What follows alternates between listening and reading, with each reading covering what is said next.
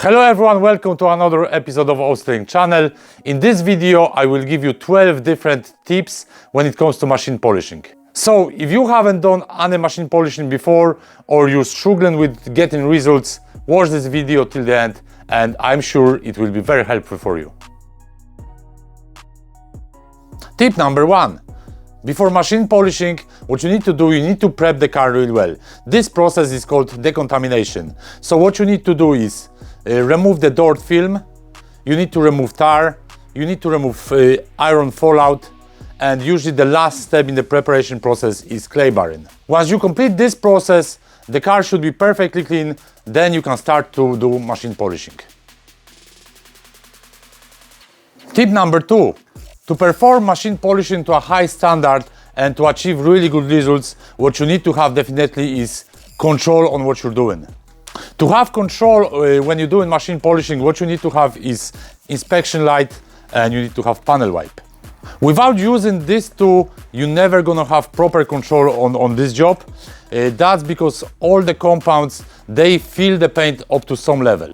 Even though these days most producers aim to make compounds that they have no filling properties, still any compound will slightly fill minor imperfections that you might cause during your polishing. So now I will show you quickly when I apply compound by hand on this panel. I will show you the difference between before and after when you use the wipeout.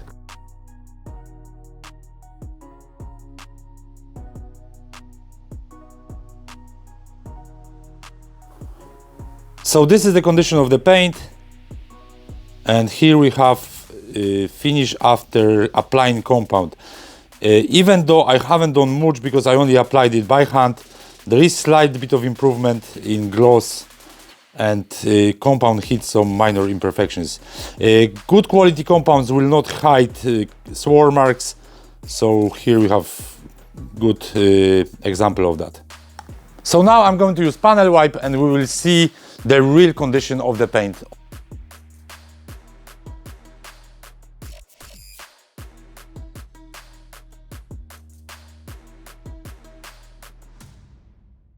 So now we can see that the improvement was only fake.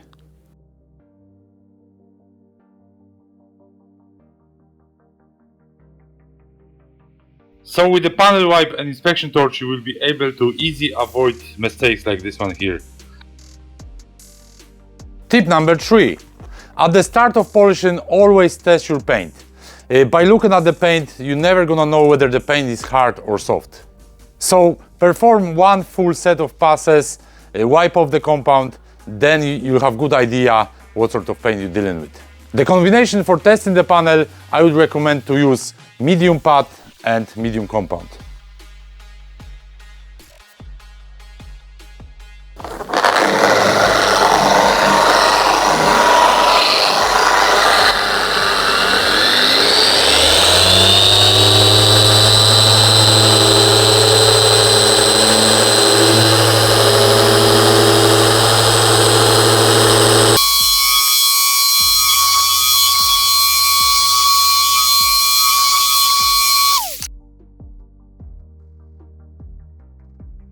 So after full set of passes, what we can see here is that the combination removes swirl marks, but is not effective for removing heavy scratches.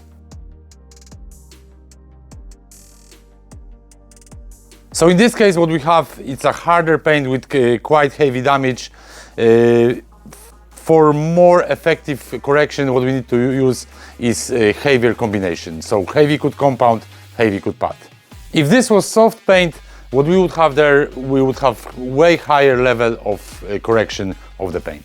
So always check the paint, do test panel, wipe it off properly, then you'll know what sort of paint you're dealing with. Machine polishing is the best way to restore the paint.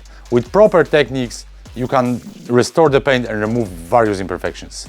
However, what you need to understand is that during polishing, you will be removing the actual paint. You will be removing tiny layer of the paint. In the whole process of machine polishing, of course, the polisher, compounds, pads, they are important, but what actually does remove the paint is the friction that you're causing by using the machine.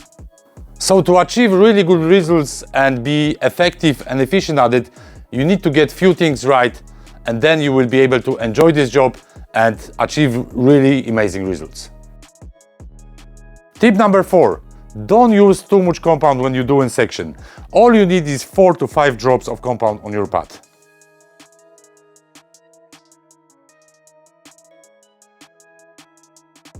Compound has abrasive particles that will help you to remove the paint, but also it provides lubrication for your pad. If you use too much compound, you won't be able to use up abrasive particles properly. If you use not enough, you won't have enough lubrication for the pad. Tip number 5. Don't try to polish too big of an area. The most optimal surface is 16 by 16 inches. That's roughly 3 times size of your pad. Tip number 6. Before you start to think about getting results, make sure you are well able to handle the machine. So what that means is you are in full control of it and you're not tilting the machine while polishing into any direction. When you have full control and right position of the polisher, everything is going very smooth. You can control it very easily. With some practice, you can achieve the perfect balance of the polisher. To start off, use slow speed to spread out the compound, then increase the speed to maximize the paint correction. If you work on slow speed with dual action polisher while you're trying to remove imperfections, your progress will be very, very slow.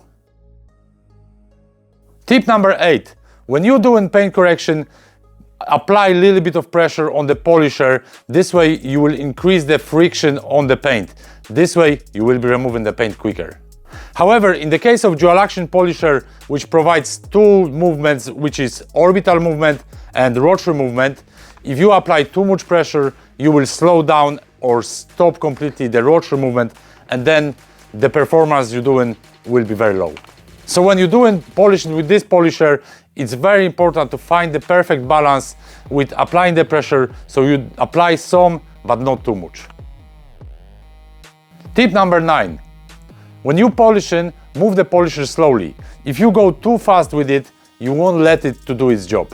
Let's have a look at this one.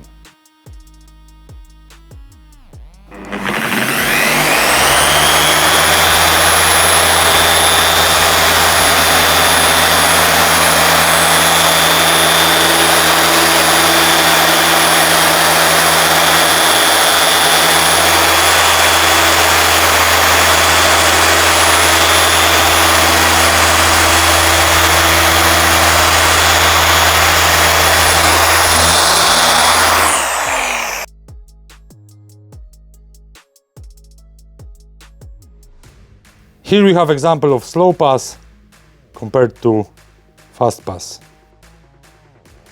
Most of modern compounds, they have breaking down abrasive particles. What that means is your compound at the very start of your polishing has excellent cutting power.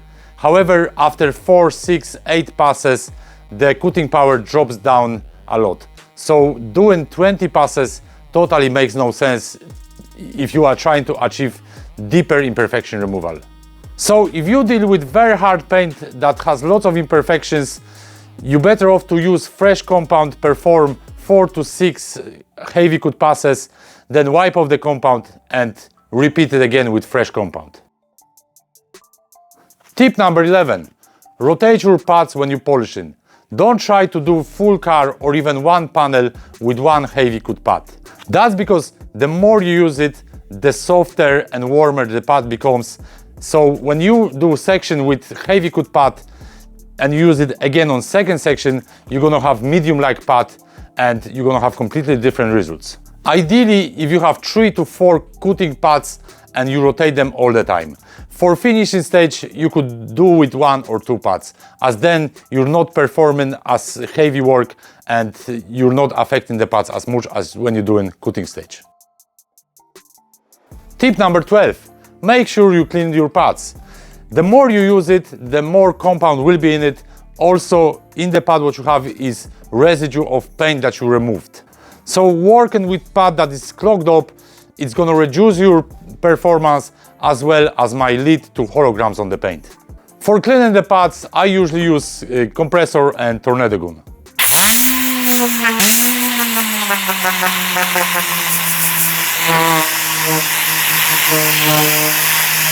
Another way of cleaning pads is using pad cleaning brush like this, or if you don't have one, you can just use a toothbrush. So that's everything in this video. I hope you enjoyed it. I hope the tips I gave you will improve your work and you will enjoy it even more. If you have any questions, comment below. If you like this type of content, make sure you subscribe my channel so you won't miss any videos that I'm going to publish in the next while, and see you on the next one.